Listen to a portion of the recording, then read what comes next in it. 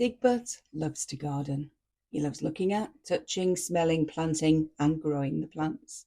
He loves being outside and digging in the soil with his hands. Yes, Digbert loves to garden. What Digbert doesn't like is when he worries, and he does worry quite a lot. On this sunny Sunday afternoon, Digbert had decided he would plant potatoes. He had watched them as they were These chitting. aren't the seed Chitting is a potatoes. very And funny if you word. can That see means when on them, potatoes there's grow little little shoots sprouts, that look. tell you they are They're ready to be sprouting planted in bits. the ground. He put the potatoes into the basket, counting them as he did. 1, 2, 3, 4, 5, 6. 6 potatoes. He dragged the basket to the edge of the countertop, lifted the handle of the basket over the top of the wooden broom handle that was leant up against the counter, and watched as this basket slid down to the ground. Throwing his metal ruler over the top of the broom and grabbing it with his other hand, he slid down the broom handle too.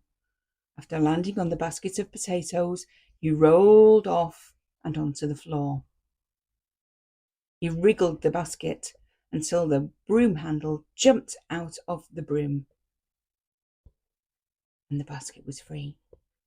Dragging the basket slowly behind him, he hovered across the kitchen floor and jumped through the open doorway and onto the step.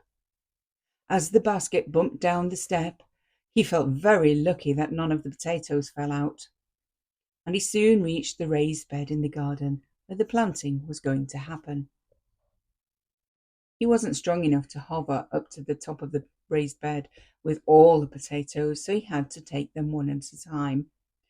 1 potato, 2 potatoes, 3 potatoes, 4 potatoes. He was feeling very pleased with himself, and he picked up the 5th potato, and he started to go up to the raised bed, and he stood on the edge, and he wobbled, and he wobbled, and he tumbled down from the raised bed and landed on his head, upside down and downside up. He picked himself up and checked for broken parts. He was thankful not to be hurt or broken. He looked around to see if anyone else had seen his mishap and carried on. He safely and carefully hovered to the top of the raised bed with the last potato held tightly in his arms. He placed the 6 potatoes into 2 rows of 3 potatoes. He dug a hole for each of them using an old kitchen fork he'd attached to his hand, patted the soil, and felt very pleased with himself. Then he started to worry. He could feel the wriggly worry worms in his tummy. Were the potatoes planted deep enough? Did they have enough room to grow? Will they get eaten by mice? Will I be able to look after them? Just at that moment, Barbara the sheep appeared. She had seen that Digbert was getting worried, and she wanted to help him. Digbert, she said, can you name me 5 things that you could see beginning with B? Digbert looked at Barbara and looked at the raised bed. I haven't got time to do that. I have to look after the potatoes. I have to make sure they're not planted too close. I have to make sure. Stop, said Barbara firmly. I want you to name 5 things that begin with B. Okay, Digbert said. He stopped what he was doing and looked around.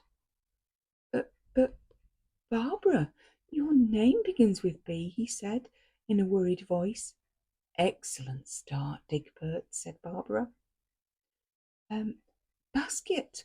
The potatoes were in a basket, he said. That's good, very good. Keep going, Barbara prompted. Digbert looked and looked. He was concentrating now. Bed, the raised bed, that begins with B, he said, starting to look very pleased with him. Bee, a bumblebee, he exclaimed. Just at that moment, a buzzy bee flew by. Well done, Digbert. Just one more and you have your 5 things, Barbara encouraged. Digbert looked and looked and looked, and he could not see anything else that began with B. He was just about to give up when Big Bert walked around the corner. Bigbert saw a shiny, sparkly stone on the ground and bent over to pick it up for his collection. Digbert smiled, a big smile. Bottom! Bigbert's bottom is the fifth thing I can see, beginning with B. Digbert grinned from ear to ear. He wasn't worrying about potatoes anymore. Thank you, Barbara. You are a clever sheep,